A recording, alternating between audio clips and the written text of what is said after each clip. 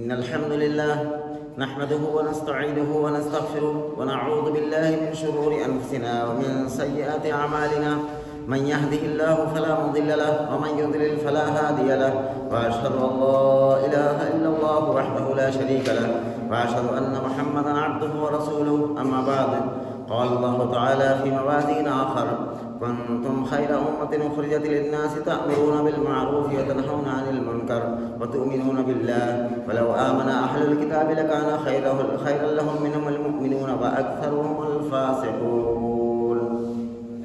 ہر قسم کی حمد و ثنا، تعریف و توصیف، بڑائی اور کبریائی لائق اور دیوا ہے اس اللہ رب العالمین کے لیے جو ہم سب کا خالق و مالک ہے، جو ہم سب کا رزاق ہے، جو ہم سب کی ایک ایک سانسوں پر حکومت کرتا ہے، جو ہمارے ایک ایک سجدے اور رکوع کا مستحق ہے. اسی اللہ سے ہم دعا کرتے ہیں کہ اپنے حبیب احمد مجتبیٰ محمد مصطفیٰ صلی اللہ علیہ وسلم پر بے انتہا درود و سلام نازل فرمائیں. میرے بھائیوں اور بزرگوں، خطبہ مسنون کے بعد قرآن مجید کی ایک آیت کریمہ میں نے تلاوت کی ہے. اللہ کرے کہ اس آیت کریمہ کا مفہوم اور مقصد ہم سب کے دل و دماغ میں اتر جائے اور ہم سب کی زندگیوں میں مستقل طور پر رچ بس جائے. میرے بھائیوں اور بزرگوں، یہ سورہ آل عمران کی آیت نمبر 110 ہے، جس کے اندر اللہ رب العالمین نے ایک ذمہ داری عائد کی ہے ہر اس شخص پر جس نے کلمہ لا الہ الا اللہ محمد رسول اللہ پڑھا ہے. اس روئے زمین کے کسی خطے پر رہنے والا وہ شخص ہو، ہر شخص پر اللہ رب العالمین نے ذمہ داری عائد کی ہے اور اس ذمہ داری کو بخوبی نبھا سکتا ہے ہر انسان. اور ہر مرد عورت، جس نے عورتوں میں بھی جس نے کلمہ لا الہ الا اللہ محمد رسول اللہ پڑھا ہے، ان عورتوں پر بھی یہ ذمہ داری عائد کی گئی ہے. اور اللہ جب ذمہ داری کوئی عائد کرتا ہے اپنے بندوں اور بندیوں پر، تو وہی ذمہ داری عائد کرتا ہے جس کو وہ کر سکے، جس کو وہ انجام تک پہنچا سکے. اللہ رب العالمین نعوذ باللہ ظالم نہیں ہو سکتا کہ کسی کی طاقت سے زیادہ اس پر بوجھ لاد دے. اللہ نے اس کا اقرار بھی کیا قرآن حکیم کے اندر، لا یکلف اللہ نفسا الا وسعها. اللہ رب العالمین کسی کو اس کی طاقت سے زیادہ اس کے اوپر بوجھ نہیں لاتا ہے. جتنا وہ کر سکتا ہے اتنا ہی اس پر بوجھ لاتا ہے، اور اس کی اوقات سے، اس کی طاقت سے باہر کوئی ذمہ داری اللہ رب العالمین کسی بندے اور بندیوں پر نہیں عطا دیتا ہے. تو یہ جو ذمہ داری عائد کی گئی ہے یہ ہر شخص کر سکتا ہے. اس میں سے سب سے پہلے اس کے مفہوم کو سمجھ لیا جائے. آیت نمبر 110 ہے سورہ آل عمران کے اندر. تو یہ عام طور پر جو لوگ بیان کرتے ہیں اس آیت کریمہ کا خوب ورد کیا جاتا ہے اور اس کو خوب بیان کیا جاتا ہے، لیکن جو اس کا مفہوم ہے اس سے بالکل ہٹ کر اس کو بیان کیا جاتا ہے. کنتم خیر امۃ اخرجت للناس، یعنی اللہ رب العالمین نے تعریف فرمائی اس امت محمدیہ صلی اللہ علیہ وسلم کی کہ کنتم خیر امۃ اخرجت للناس، تم بہترین امت ہو اس لیے کہ تم لوگوں کے لیے نکالے گئے، لوگوں کے لیے پیدا کیے گئے. یہ امت محمدی پوری دنیا کے اندر یہ اپنی زندگی جینے کے لیے صرف نہیں پیدا کیے گئے، بلکہ اللہ رب العالمین نے فرمایا کہ اخرجت للناس، تمہیں نکالا گیا ہے تمام لوگوں کے لیے، تمام انسانوں کے لیے. اب یہ عام طور پر ہمارے جو تبلیغی حضرات ہیں جو جماعتوں کو نکالتے ہیں اور کرتے ہیں، وہ اس آیت کریمہ کا مفہوم اس کو بیان کرتے ہیں کہ بس مسلمانوں کو صرف سمجھایا جائے، اس کا نام تبلیغ ہے. حالانکہ اس کے پہلے جملے میں اس بات کی نفی کر دی جاتی ہے. کنتم خیر امۃ اخرجت للناس، تمام انسانوں کو، تمام انسان دنیا میں مسلمان تو نہیں. پہلا جملہ اس بات کو بتاتا ہے کہ اس کی ذمہ داری کچھ اور طریقے کی. جو ذمہ داری پر اس آیت کریمہ کو بیان کیا جاتا ہے وہ ذمہ داری وہ نہیں ہے جس پر بیان کیا جاتا ہے. اخرجت للناس، یہ امت تمام انسانوں کے لیے پیدا کی گئی ہے، نکالی گئی ہے. کہ یہ خیر امت جب ہی بن سکتی ہے کہ جب یہ پوری انسانیت کے لیے خیر خواہ بن جائے، ہمدرد بن جائے اور نصیحت کرنے والی بن جائے، تب یہ خیر امت ہے. پوری امت کی اللہ رب العالمین نے تعریف کی، لیکن ایک شرط کے ساتھ. جیسے کہ کوئی باپ اپنے بیٹے کو جب نصیحت کرتا ہے تو کبھی کبھی نصیحت کے ساتھ کوئی شرط رکھ دیتا ہے کہ بیٹا اگر تم یہ کام کرنے لگو تو تم سب سے بہتر ہو۔ اسی طریقے سے اللہ رب العالمین نے اس امت کی جو تعریف کی ہے وہ اس شرط کے ساتھ کی ہے، کنتم خیر امۃ اخرجت للناس۔ اچھا، اس جملے کو یہ سمجھ لیا جائے کہ اگر یہ ہمیشہ کے لیے یہ لفظ بول دیا جاتا کہ تم بہترین امت ہو، بس چاہے جو کچھ کیا جائے یہ بہترین امت ہو، تو کنتم کا لفظ عربی کا جو گرامر، عربی جو لوگ سمجھتے ہیں اس بات کو اچھی طرح سمجھ سکتے ہیں، جہاں ہمیشہ کے لیے کوئی لفظ بولا جاتا ہے وہاں کنتم نہیں ہوتا ہے، انتم ہوتا ہے۔ اگر ہمیشہ کے لیے یہ لفظ بولا جاتا تو انتم خیر امت ہوتا، کہ ہمیشہ کے لیے تم بہترین امت ہو۔ اس شرط کے ساتھ ہے کہ جب تک یہ شرط اس کے اندر یہ صفت باقی رہے گی تو یہ بہترین امت ہے۔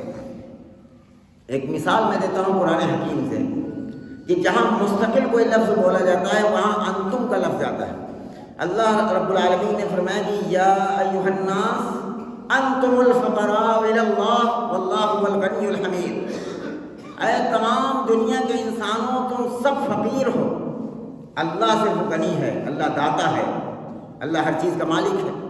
تو یہ ہمیشہ پوری انسانیت فقیر رہے گی، اللہ کے سامنے محتاج رہے گی۔ یہاں انتم بولا گیا ہے، دیکھیے قرآن حکیم کے اندر اس کی مثال موجود ہے۔ ہمیشہ کے لیے جب کوئی لفظ بولا جاتا ہے تو وہاں کنتم نہیں ہوتا ہے، انتم ہوتا ہے۔ اب کنتم جب بولا جاتا ہے تو پتہ چلتا ہے کہ یہ تعریف جو ہے کسی شرط کے ساتھ میں، اگر وہ شرط آدمی کے اندر نہ رہے تو اس تعریف کے لائق نہیں۔ فرمایا کہ کنتم خیر امۃ اخرجت للناس، تم بہترین امت ہو اس لیے کہ تم لوگوں کے لیے نکالے گئے، تأمرون بالمعروف وتنہون عن المنکر، تمہاری صفت یہ ہے کہ تم بری باتوں سے لوگوں کو روکتے ہو اور بھلی باتوں کی طرف لوگوں کو بلاتے ہو۔ وتؤمنون باللہ، اللہ پر ایمان رکھتے ہو۔ ولو آمن اہل الکتاب لکان خیرا لہم، اگر یہ اہل کتاب یہود نصارہ اگر اس بات کو مان لیتے تو ان کے لیے بہتر تھا، لکان خیرا لہم۔ اور آپ اللہ رب العالمین نے فرمایا کہ لیکن اکثر اس میں سے فاسق ہیں۔ تو یہاں اہل کتاب کا بھی ذکر کیا جا رہا ہے، دعوت و تبلیغ کا جو سسٹم ہے وہ بتایا جا رہا ہے کہ یہ غیر مسلموں کے لیے اس امت کی جو ذمہ داری دی گئی ہے، اس کو جو ڈیوٹی دی گئی ہے، اس کو جو کام دیا گیا ہے وہ یہ ہے کہ پوری انسانیت، کنکروں کے سامنے جھکنے والا انسان، پتھروں کے سامنے جھکنے والا انسان، اور ایسے تمام انسانوں کو یہ امت ایک اللہ کی عبادت کی طرف بلائے، یہ ہے اس کا مقصد خیر امت ہے۔ اگر یہ صفت اس کے اندر آ جائے تو یہ خیر امت ہے۔ لیکن اس کے ساتھ ساتھ یہ ضروری ہے کہ اگر امت محمدیہ کے اندر ہی بگاڑ آ جائے تو اس کو بھی خیر کی طرف بلایا جائے۔ اس میں سے چند لوگ ایسے ہوتے ہیں جو ہدایت پر ہوتے ہیں، ان کی یہ ذمہ داری ہوتی ہے۔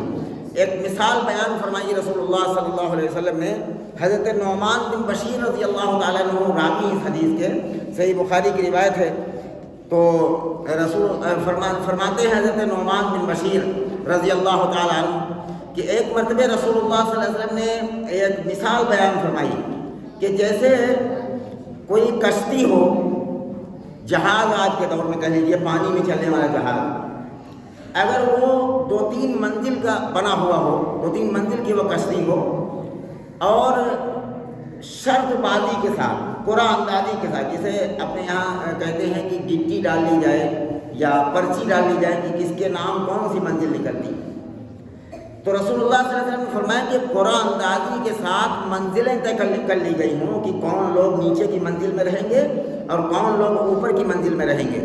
اچھا، نیچے کی منزل جن لوگوں کے حصے میں آ جائے ان کو آپ جانتے ہیں کہ پانی کا جو جہاز ہوتا ہے تو اس پر پانی کا انتظام اوپر ہوتا ہے، تو نیچے کے لوگ ہمیشہ جب پانی کی ضرورت پڑتی ہے تو اوپر کے حصے میں سیڑھیاں چڑھ کر جاتے ہیں پانی لینے کے لیے، اور اگر وہ نیچے کی منزل کے لوگ، اب یہ مثال دیکھیے رسول اللہ صلی اللہ علیہ وسلم کی حکمت دیکھیے لوگوں کو سمجھانے کے لیے، یہ مثال میں بخاری شریف کے الفاظ بیان کر رہا ہوں، بخاری کی روایت ہے، فرماتے ہیں رسول اللہ صلی اللہ علیہ وسلم نے کہ اگر نیچے کی منزل والے آپس میں یہ طے کر لیں کہ جہاز تو پانی ہی میں چل رہا ہے، ہم لوگوں کو سیڑھیاں چڑھ کر اوپر پانی پینے کے لیے اور کام کاج کے لیے جانا پڑتا ہے، ایک کام کرتے ہیں کہ نیچے ہی سوراخ کر لیتے ہیں، تھوڑا پانی میں چل رہا ہے جہاز، سوراخ کر لیتے ہیں، پانی فوراً ہمارے پاس آ جائے گا۔ اگر اوپر کی منزل والوں کو یہ پتہ چل جائے کہ نیچے کی منزل والے کشتی میں سوراخ کر رہے ہیں اپنے پانی لینے کے لیے، اچھا اوپر کی منزل والے اگر بے فکر رہیں کہ کوئی بات نہیں سوراخ کرنے دو، ان کی منزل ہے وہ جانے، ہم لوگ اپنی دوسری منزل پر اپنی سیٹوں پر آرام سے بیٹھے ہوئے، کرنے تو نیچے سوراخ کوئی بات نہیں، تو پھر نتیجہ کیا ہوگا؟ اس کا نتیجہ یہ ہوگا کہ نیچے والے کی غلطی کو اگر روکنے کی کوشش نہیں کریں گے، اوپر والے ان کو روکیں گے نہیں، تو ان کی غلطی کی وجہ سے اوپر کی جتنی منزلوں کی وہ کشتی یا جہاز بنا ہوگا سب کے سب غرق ہو جائیں گے اسی سمندر میں۔ یہ مثال بیان فرمائی رسول اللہ صلی اللہ علیہ وسلم نے، صحیح بخاری کی حدیث نمبر 7130 نمبر ہے۔ تو اس میں سمجھانا چاہا رسول اللہ صلی اللہ علیہ وسلم نے کہ جب برائی عام ہونے لگے، جن کو اللہ نے ہدایت پر رکھا ہے ان کی یہ ذمہ داری ہے کہ اس برائی سے روکا جائے۔ حالانکہ جیسے اس کشتی میں نیچے کی منزل والے سوراخ کرنے لگے اور اوپر کی منزل والے اتر کر آئے ان کو جبرن روکے، تو ظاہر ہے کہ وہ لوگ ہمدردی میں روک رہے ہیں کہ اگر ایسا کرو گے، یہ سوراخ کرو گے تو تم بھی ڈوبو گے، ہم بھی ڈوبیں گے۔ لیکن اگر وہ لوگ اس کو دشمن سمجھ لیں، یہ لوگ ہم کو پانی لینے سے روک رہے ہیں، تو پھر یہ قصور کس کا ہے؟ تو پاگل پن۔ تو اسی طریقے سے جب برائی عام ہو جائے تو برائی کو روکنا ہر اس نبی کے امتی پر ذمہ داری ہے اور یہ ڈیوٹی ہے کہ اسی لیے رسول اللہ صلی اللہ علیہ وسلم نے مذہب اسلام کے اندر کوئی ڈگری کا معاملہ نہیں رکھا۔ عام طور پر ہر پورے امتیوں کو یہ ذمہ داری دی گئی۔ پوری امت عالم ہے کیا؟ پوری امت کے لوگ قرآن کا ترجمہ جانتے ہیں کیا؟ اللہ پھر بھی پوری امت کو یہ ذمہ داری کیوں دے رہا ہے؟ امت کے ایک ایک فرد، ایک ایک مرد، ایک ایک عورت کی ذمہ داری۔ فرمایا کہ بلغوا انی ولو آیا، کہ اگر ایک آیت کا بھی علم انسان کے اندر ہے تو وہ دوسروں تک پہنچائے، یہ ہر مرد عورت کی ذمہ داری ہے۔ تو اس سے نتیجہ یہ نکلتا ہے کہ اگر اپنی ذمہ داری، اپنی ڈیوٹی آدمی چھوڑ دے تو پھر اللہ کا عذاب آتا ہے۔ اس کو سمجھایا رسول اللہ صلی اللہ علیہ وسلم نے۔ حضرت حذیفہ بن یمان رضی اللہ تعالیٰ عنہ راوی ہیں، فرماتے ہیں کہ اللہ کے حبیب رحمت دو عالم صلی اللہ علیہ وسلم نے اللہ کی قسم کھا کر کہا کہ والذی نفسی بیدی، اس ذات کی قسم جس کے قبضے میں میری جان ہے، جس کے ہاتھ میں میری جان ہے، فرمایا کہ اگر تم بالمعروف اور نہی عن المنکر، یعنی بھلی باتوں کا حکم کرنا اور بری باتوں سے لوگوں کو روکنا چھوڑ دو گے تو ضرور بالضرور عنقریب ایک دن وہ آئے گا کہ اللہ تمہارے اوپر عذاب مسلط کرے گا، اور اس عذاب کے وقت جب تم دعا مانگو گے تو اللہ رب العالمین تمہاری دعائیں قبول نہیں کرے گا۔ یہ عذاب ہے، اللہ کسی ظالم حاکم کو مسلط کر دے، ظالم حکومت کو مسلط کر دے، یہ اللہ کا عذاب ہے، اور اس کو ہٹانے کے لیے کوششیں بھی کی جائیں، دعائیں بھی کی جائیں، اس کے بعد نہ ہٹے تو یہ اللہ کا عذاب ہے۔ بری باتوں سے روکنا چھوڑ دیا گیا، بھلی باتوں کو حکم کرنا چھوڑ دیا گیا، اس کی وجہ سے یہ عذاب آیا۔ اور رسول اللہ صلی اللہ علیہ وسلم نے فرمایا کہ حضرت نبی صلی اللہ علیہ وسلم کی ایک بیوی کا نام اماں زینب بنت حجش، ایک بیوی کا نام زینب بنت حجش ہے۔ انہوں نے سوال کیا کہ یا رسول اللہ فلا نہلک الصالحون، اے رسول یہ بتائیے کیا ہم اس وقت بھی ہلاک ہو سکتے ہیں جو ہمارے اندر نیک لوگ بھی موجود ہوں، ہماری صفوں میں نیک لوگ موجود ہوں، اس وقت بھی اللہ کا عذاب آ سکتا ہے، ہم ہلاک ہو سکتے ہیں؟ تو رسول اللہ صلی اللہ علیہ وسلم نے فرمایا قال نعم، ہاں ہلاک ہو سکتے ہو۔ اکثر الخبائث، اگر اکثریت خبیث بن جائے، اکثریت کے اندر بگاڑا جائے تو اکا دکا نیک لوگ موجود ہوں، اس کے باوجود بھی اللہ کا عذاب آ جائے گا، اللہ کا عذاب آئے گا۔ آج کی صورتحال یہ ہے کہ میرے بھائیوں، سب سے نمبر 1 پر یہ ہے کہ بری باتوں سے کسی کو روکا جائے تو وہ ہمدرد نہیں سمجھتا۔ اگر کوئی جوا کھیل رہا ہو اور اس جوئے سے اس کو روکا جائے کہ بھائی جوا نہ کھیلو، یہ حرام ہے، اللہ کے یہاں پکڑ ہوگا، تو بجائے یہ کہ اس کو ہمدرد سمجھے کہ یہ شخص میرا ہمدرد ہے، اللہ کی پکڑ سے بچانا چاہتا ہے، لوگ اس کو دشمن سمجھ لیں۔ جیسے ایک ڈاکٹر ہوتا ہے، کسی کو پھوڑا نکلا ہے، اس تکلیف سے اس کو بچانے کے لیے چھوٹا سا نستر لگاتا ہے، آپریشن کرتا ہے۔ اگر وہ مریض اس ڈاکٹر کو دشمن سمجھنے لگے تو یہ کتنا بڑا پاگل پن ہے۔ کوئی آدمی کسی برائی سے روکے تو سب سے زیادہ سچا ہمدرد وہی ہوتا ہے اس شخص کے۔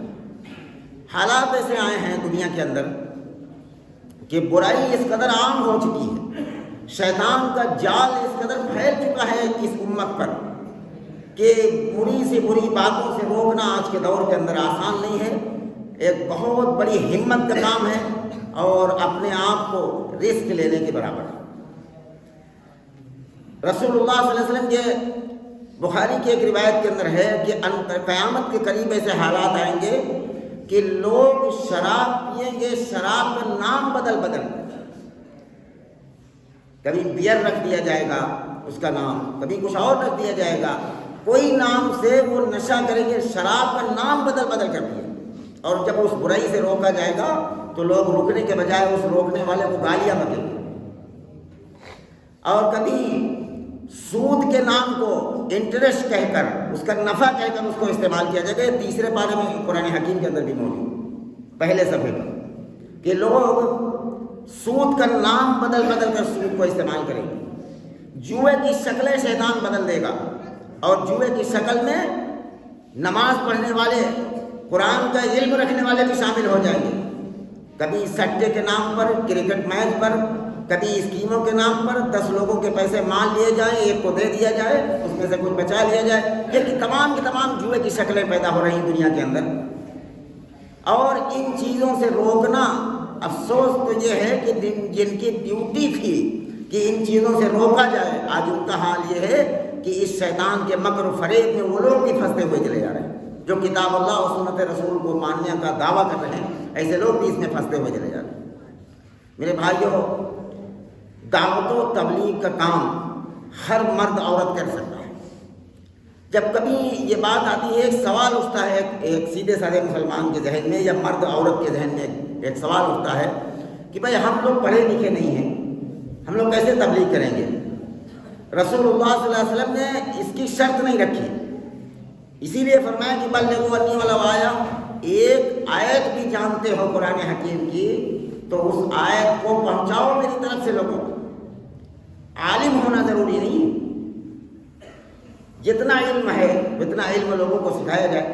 اچھا، دوسری چیز یہ ہے کہ رسول اللہ صلی اللہ علیہ وسلم کے دور میں مرد عورتیں سب تبلیغ کرتی تھی۔ کیا سب عالم تھی؟ ارے انہیں تو لکھنا پڑھنا بھی نہیں آتا تھا، اتنی جاہل وہ قوم تھی جس پر اللہ کی رحمت ہوئی، اللہ نے اپنے نبی کو بھیجا اور ان کے اندر دعوت و تبلیغ شروع ہوئی اور لوگ ایک دوسرے کو سمجھانے لگے۔ کیسے ہوا؟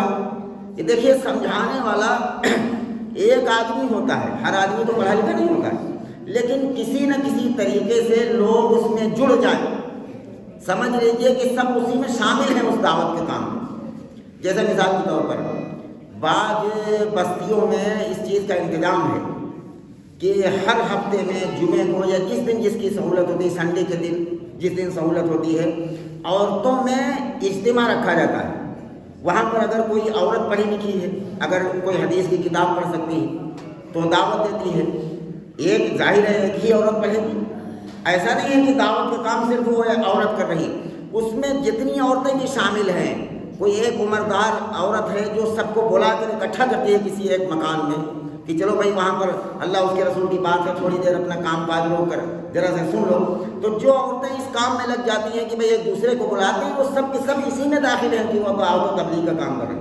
ہر آدمی کو وہ تو کہنا نہیں آتا ہے کہ قرآن کی کوئی آیت پڑھ کے اس کا ترجمہ کر کے لوگوں کو سمجھائے، ہر آدمی تو یہ کام نہیں کر سکتا، لیکن دعوت کا کام، دین کی دعوت کا کام ہر شخص کر سکتا ہے۔ وہ کیسے کر سکتا ہے کہ کوئی ایک تحریک چلائی جائے، کوئی ایک مشن چالو کیا جائے جس میں سارے لوگ شامل ہو جائیں۔ جیسے مثال کے طور پر مسجد کے اندر ہفتے میں کوئی ایک پروگرام رکھ دیا جائے تو ظاہر ہے کہ درس ایک ہی آدمی دے گا، کوئی پڑھا لکھا آدمی ایک درس دے گا، لیکن آدمی پوری اپنی طاقت کے ساتھ اپنے دوستوں کو، اپنے رشتہ داروں کو اچھا رشتہ دار جب بولے جاتے ہیں تو عام طور پر یہاں انڈیا کا یہ معاملہ ہے کہ رشتہ دار سمجھتا ہے آدمی نانا خالو جو گاؤں سے بہت دور رہتے ہوں. رشتہ دار سب سے قریب کے جانتے ہیں کیا ہے؟ چچا، بابا، دادا، یہ ہے قریب کے رشتہ دار. وذی القربیٰ انہیں کو کہا گیا. جو اڑوس پڑوس میں رہتے ہوں، چچا ہوں، گھر کے لوگ ہوں، یہ قریب کے رشتہ دار. اگر جتنے لوگ بھی ان کو بلاتے ہیں کہ بھائی آؤ مسجد میں جمع ہو اور کچھ اللہ اس کے رسول کی بات سنو، اپنی زبان میں بالکل سادہ کام ہے، ہر شخص یہ کر سکتا ہے کہ بھائی ایک آدمی کو کم از کم تھوڑی دیر جو ہے بات چیت کر کے اس کو چاہے چائے پلا کر کے، چاہے اس پر کچھ خرچ کر کے کہ بھائی مسجد میں فلاں دن تشریف لاؤ، تھوڑی دیر قرآن حدیث کی بات سنو، تو وہ سارے لوگ اسی میں داخل ہیں. پوری امت کو جو ذمہ داری اللہ رب العالمین نے دی ہے وہ اسی لیے دی ہے کہ پوری امت یہ کام کر سکتی ہے. ظاہر ہے کہ ایک آدمی جو پڑھا لکھا ہوگا وہ درس دے گا، لیکن سارے لوگ اس میں شامل ہوں گے. کوئی آدمی چائے کا انتظام کر دیتا ہے کہ بھائی جب درس ختم ہوگا ہماری طرف سے چائے کا انتظام، وہ شخص بھی اس میں داخل ہے کہ وہ دعوت کا کام کر رہا. صحابہ کرام دعوت کا جو کام کرتے تھے کہ دین کا کام کیسے آگے بڑھے، دیندار لوگ کیسے بنے، اس میں اپنی توانائی اور اپنی صلاحیت اور اپنا مال سب سے زیادہ خرچ کرتے تھے. شادیوں میں سب سے کم خرچ کرتے تھے. آج ہمارا الٹا معاملہ ہو کہ ہم شادیوں میں بہت زیادہ خرچ کرتے ہیں، نہ جانے قرض لے کر خرچ کرتے ہیں، لیکن دین کا کام کوئی نہیں ہو رہا. میرے بھائیو یہ کیا ہو رہا ہے دنیا کے اندر؟ رونا کبھی کبھی اس بات کا آتا ہے کہ لوگ اپنے آپ کو قرآن حدیث کا ماننے والا کہیں، اہل حدیث کہیں، اور جان بوجھ کر پورا ہفتہ نماز نہ پڑھے. ایسے بھی قرآن حدیث کے ماننے والے ہوتے ہیں کیا؟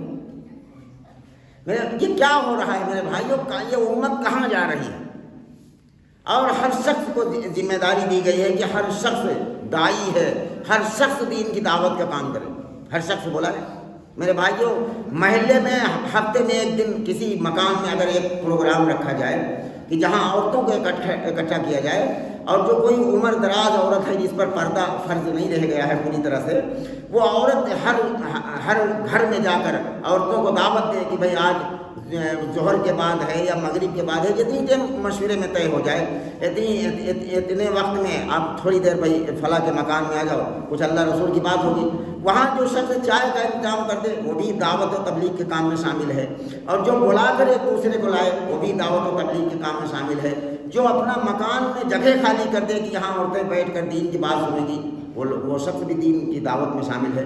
دعوت میں پوری امت اس وقت شامل ہوگی کہ جس کے جو کرنے والا ہے وہ کام کرنا شروع کر دے. کوئی آدمی صرف وہ بلانا شروع کر دے، اس کو اتنا ہی آتا ہے کہ وہ بلاتا ہے لوگوں کو کہ فلاں مکان میں جمعے کے دن درس ہوتا ہے، ظہر کے بعد ہوتا ہے، مغرب کے بعد ہوتا ہے، فلاں مکان میں جو ہے تشریف لاؤ، فلاں مکان میں تشریف لاؤ. یہ اس کا کام ہے، اس کو اتنا ہی آتا ہے، دعوت و تبلیغ کا کام کر رہا. کوئی آدمی زیادہ پڑھا لکھا ہے، وہ قرآن کی آیتیں پڑھ کر حدیثیں پڑھ کر لوگوں کو سمجھا رہا ہے، یہ اس کا اپنا کام ہے، اللہ نے اس کو علم دیا ہے. کوئی اپنی جگہ دیتا ہے، کوئی چائے کا انتظام کرتا ہے، کسی نہ کسی طریقے سے اس میں شامل ہو جائے آدمی، تو یہ فریضہ آدمی کے ذمے سے اتر جائے گا. اللہ رب العالمین نے فرمایا کنتم خیر امۃ اخرجت للناس تأمرون بالمعروف وتنہون عن المنکر وتؤمنون باللہ ولو آمن اہل الکتاب لکان خیرا لہم. تم بہترین امت ہو اس لیے کہ تم لوگوں کے فائدے کے لیے نکالے گئے ہو. ایک مسلمان اگر اس کی زندگی کا مقصد یہ بن جائے کہ ہم اس لیے پیدا ہوئے ہیں کہ کمانا کھانا ہے اور مر جانا ہے، تو پھر میرے بھائیوں ایک مسلمان اور غیر مسلم کی زندگی میں فرق نہیں رہا.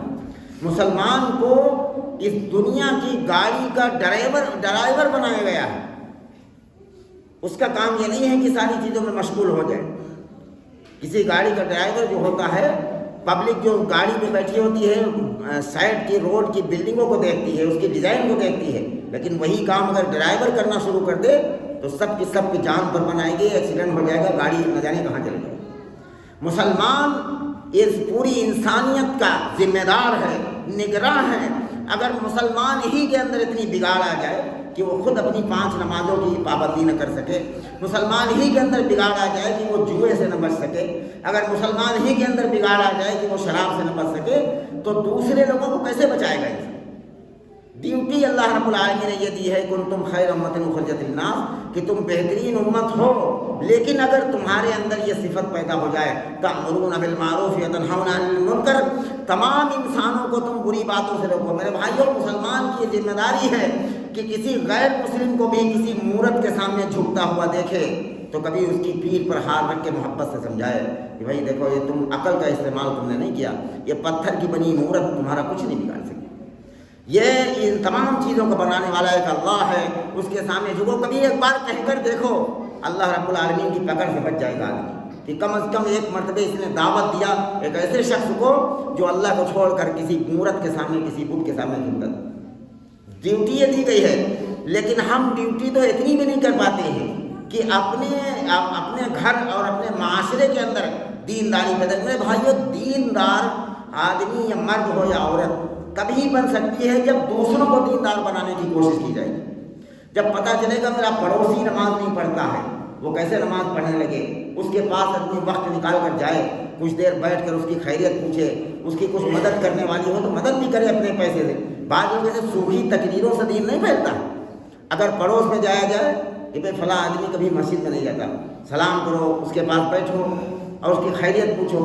اگر پتہ چلا اس کو کوئی ضرورت ہے، وہ پریشان ہے، وہ بیمار ہے، اس کے دوا جو ہو سکے اس کی مدد بھی کی جائے کہ بھائی ہم اتنا کر سکتے ہیں آپ کے ساتھ، چلو اتنا کرتے ہیں، مگر کل سے تم مسجد میں آؤ اور جو ہے اللہ کے سامنے اپنا سر جھکاؤ، نماز پڑھو، اللہ سے دعا کرو۔ تو اگر ایسا نہیں کر سکتا، اڑوس پڑوس میں لوگ شراب پی رہے ہیں، اڑوس پڑوس کے لوگ بے نمازی ہوتے ہوئے جا رہے ہیں، ایک ایمان والا اگر خود پڑھتا بھی ہے تو اپنے پڑوسیوں تک اسے ٹوکنے کی فرصت نہیں۔ میرے بھائیوں، اپنا کام کرنا شروع کرو، اپنا کام کرنا شروع کرو۔ یہ وقت وہ آ گیا ہے کہ اگر مسلمان کو جگایا نہ گیا تو حالات ملک کے ایسے آنے والے ہیں، آنے والے دنوں میں ایسا لگتا ہے میں کوئی نبی نہیں ہوں جو میرے پاس کوئی غیبی خبر آ رہی ہو میں بیان کر رہا ہوں، میں ایک اپنے اندازے کے حساب سے آنے والے حالات ایسے ہو سکتے ہیں، اس سے زیادہ خراب ہو سکتے ہیں۔ اللہ کے حبیب صلی اللہ علیہ وسلم فرماتے ہیں کہ جب اکثریت خراب ہو جائے، زینب بنت حجر سے کہا کہ اگر اکثریت خراب ہو جائے تو پھر اکا دکا نیک لوگ موجود ہوں تب بھی اللہ کا عذاب آ جاتا ہے۔ اللہ کے عذاب کی شکلیں بہت عجیب غریب ہوا کرتی ہیں، کبھی ظالم حکومت کی شکل میں اور کبھی کسی فتنے کی شکل میں، کبھی کسی فتنے کی شکل میں اللہ کا عذاب آتا ہے۔ فرعون کے دور میں جانتے ہو کیسے عذاب ہے؟ میڈک کا عذاب، ٹڈی کا عذاب۔ تو قرآن حکیم کے اندر ساری چیزیں موجود ہیں۔ اس کتاب کے اندر اللہ رب العالمین نے سارے پچھلے واقعات بیان کیے۔ فرعون کے وقت میں جو عذاب آئے جانتے ہو کیسے؟ کہ آدمی کسی گھر کے کونے میں جاتا، کھانے پینے کے برتن میں میڈک ٹہل رہے، ٹڈیاں ایسی پیدا ہوئی کہ پوری فصل کسان بوتا ہے، تھوڑی سی دیر میں وہ ٹڈیاں پوری فصل کو چڑھ جاتی ہیں، ختم کر جاتی ہے۔ اللہ کا عذاب آیا فرعون کے دور میں۔ ہر دور کے اندر ایسا ہوا، عذاب کی مختلف شکلیں ہوا کرتی ہیں، الگ الگ شکلیں ہوا کرتی ہیں۔ آج کے دور میں ہمارے ملک میں کے مسلمانوں پر جو عذاب ہے وہ اس وقت کی ظالم حکومت ہے، اللہ کا عذاب۔ میرے بھائیوں، اگر ہم جاگے نہیں، پتہ چلا مؤذن اذان دے رہا، ہم اپنے مشغلے میں ہیں اور وہ لوگ اپنے مشغلے میں لگے اپنا دنیاوی کام کر رہے ہوتے ہیں، جو اپنے آپ کو قرآن حدیث کا ماننے کا دعویٰ کرتے ہیں، جھوٹا دم بھرتے ہیں۔ جھوٹے دعووں سے کام نہیں چلتا، کوئی اپنے آپ کو اہل حدیث کہہ دے، اہل سنت کہہ دے، اس سے کام نہیں چلتا۔ میرے بھائیوں، عمل سے زندگی بنتی ہے، جنت بھی جہنم بھی۔ خاکی اپنی فطرت میں نہ نوری ہے نہ ناری، عمل سے ہوتا ہے، عمل کرنا اصل چیز ہے۔ تو میرے بھائیوں، نیت کرو، ایسا کوئی مشن انشاءاللہ چالو کرنا ہے، جلد ہی مشورہ کر کے ایسا کوئی مشن چالو کرنا ہے جو عورتوں کے اندر بھی دین کی بات پہنچے اور مردوں کے اندر دین کی بات پہنچے۔ میں نے اس سے پہلے میں نے کر کے دیکھا ہے خود کہ عورتوں کو ہر ہفتے اجتماع کرنا شروع کر دیا، عورتوں کے اندر دین کی بات کرنا شروع کر دی۔ جب عورتوں کے اندر فکر ہوئی کہ ہم اپنے شوہر سے اتنی محبت کرتے ہیں، اپنے بچے سے اتنی محبت کرتے ہیں، اور کل قیامت کے دن یہ جہنم کے اندر چلا جائے گا۔ یہ دنیا کی آگ نہیں ہے کہ گھر میں آگ لگ جائے، گھر سے نکل کر شور و گل کرو، محلے کے لوگ جا کر بجھا لیں۔ جہنم کی آگ ہے، آدمی کیوں نہیں کر سکتا؟ اس کا بیٹا جل رہا، اس کا شوہر جل رہا، کیوں نہیں کر سکتا؟ جب یہ بات عورتوں کے اندر یہ فکر پیدا ہوتی ہے تو پتہ چلتا مرد سو رہا ہے، فجر کے وقت میں عورتیں جگاتی ہیں کہ اٹھو اور نماز کا وقت ہو رہا۔ تو میں نے اس کا فائدہ دیکھا، جب عورتوں میں دین کی بات کرنا شروع کیا تو میں نے اس کا فائدہ دیکھا کہ جو لوگ جمعے کی نماز میں آنا جن کا مشکل تھا وہ فجر کی نماز میں مسجد میں آنے لگے۔ تو اس سے یہ پتہ چلتا عورتوں کے اندر فکر پیدا ہو، عورتیں دین کا کام کرنا شروع کریں، مرد دین کا کام کرنا شروع کریں۔ بغیر اللہ کو کسی کا دوست نہیں دیا جا سکتا اس دور کے اندر۔ آدمی صرف وہ اپنے دل کو بہلاتا ہے، یہ ہوتا تو یہ ہو جاتا، یہ ہوتا تو یہ ہو جاتا، یہ فلاں پارٹی جیت جاتی، فلاں پارٹی ہار جاتی، یہ سب من گھڑت کہانی کی باتیں ہیں۔ میرے بھائیو، اللہ سے تعلق اگر نہیں جڑا ہوگا ساری چیزیں رہے گا اور برباد۔ اللہ سے تعلق جڑ جائے، اللہ سے تعلق جن لوگوں کا جڑا تھا، اللہ کی مدد شامل حال تھی، تو 313 نہتے نہ سواری تھی اور نہ ان کے پاس اچھی تلواریں تھیں نہ کچھ تھی، لیکن اللہ کے بھروسے پر نکل پڑے۔ 313 لوگ میدان بدر کے اندر نکل پڑے تو اللہ کی مدد ایسی آئی کہ 1000 کے لشکر کو پچھاڑ کر دم لیتے ہیں۔ ہم انہی کے نام لیوا ہیں، آخر وہی کلمہ تو ہم لوگ پڑھتے ہیں، وہی کلمہ ہمارے اندر بھی ہے، اسی قبلے کی طرف ہم بھی رک کر کے نماز پڑھتے ہیں، اسی اللہ کا نام ہم بھی لیتے ہیں جو 1400 سال پہلے بدر والے دن جو اللہ تھا عرش پر اتنی طاقت و اپنے جوش و جلال کے ساتھ، وہی اللہ آج بھی ہے۔ اسی نبی کا کلمہ ہم بھی پڑھتے ہیں جس نبی کا کلمہ حضرت بلال پڑھتے تھے، وہی نبی کا کلمہ ہم بھی پڑھتے ہیں جس نبی کا کلمہ ابو بکر پڑھتے تھے۔ ہمیں کیا ہوا ہے میرے بھائیوں؟ ہماری زندگیاں کہاں پہنچ گئی؟ ہماری زندگیوں میں یہ کہ ہم سے 5 نمازیں نہیں پڑھی جاتی، ہمیں نماز کے وقت اپنا کام چھوڑنا نہیں آتا۔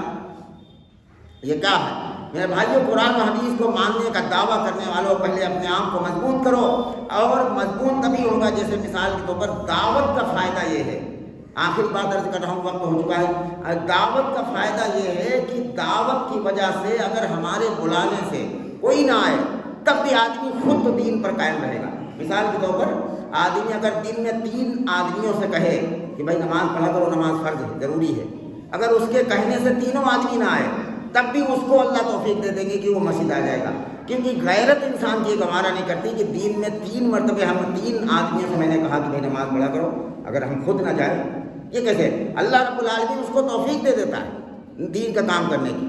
جیسے ایک آدمی پنکھا ہانک رہا ہے تو دوسروں کو ہوا لگتی ہے لیکن سب سے پہلے اس کو لگتی ہے۔ دین کی دعوت جب آدمی دیتا ہے تو سب سے پہلے وہ خود دیندار بن جاتا ہے، دعوت دیتے دیتے لوگوں کو سمجھایا جائے کہ بھائی جوئے سے بچو، شراب سے بچو، اور ایسا آدمی کہنے والا جو لوگوں سے بار بار کہتا ہو کہ بھائی شراب سے بچو، جوئے سے بچو، وہ خود نہیں شراب پیے گا۔ اللہ، یہ دعوت کی برکت ہے۔ تو میرے بھائیو، دعوت کا یہ عزم لے کر آج کے خطبے میں مسجد سے اٹھو کہ ہمیں یہ کام کرنا ہے انشاءاللہ، اور اس کے لیے کوئی 40 دن اور 3 دن اپنا بڑھیا بستر لے کر جانا شرط نہیں ہے، بلکہ جہاں جس کام میں رہے آدمی، اپنی دکان پر ہے، دکان پر جو کسٹمر آ رہے ہیں ان کو سودا بھی دے رہا ہے، ان سے دین کی بات بھی کر رہا ہے، بھائی ایک اللہ عبادت کے لائق ہے، 5 وقتہ نماز شروع کرو۔ عورتیں اپنے عورتوں سے ملاقات کریں، ایک دوسرے کو کہیں بھائی جمعے کے دن کم سے کم مسجد میں آ جایا کرو، دین کی باتیں ہوتی ہیں، خطبہ سنو، اللہ کرے تمہاری سمجھ میں آ جائے۔ اس طریقے سے عورتیں اپنی عورتوں کے اندر دعوت کا کام شروع کریں، مرد اپنے مردوں کے اندر دعوت کا کام شروع کریں۔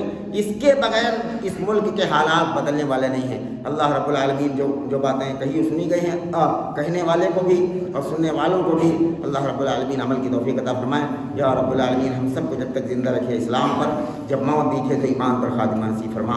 یا رب العالمین اپنے کرم سے ہم سب کی جائز ضروریاتوں کو، جائز خواہشوں کو، جائز تمناؤں کو پوری فرما دیجیے۔ یا رب العالمین جو اس لائن سے پریشان ہے اللہ سب کی پریشانی کو دور فرما دیجیے۔ مختلف قسم کی بیماریوں سے ہم سب کی حفاظت فرما، جو بیمار ہیں گھروں میں، اسپتالوں میں، ان سب کو شفائے کلی نصیب فرما۔ یا رب العالمین ہم سب کو دیندار بنا دیجیے، نیک بنا دیجیے، ایک بنا دیجیے۔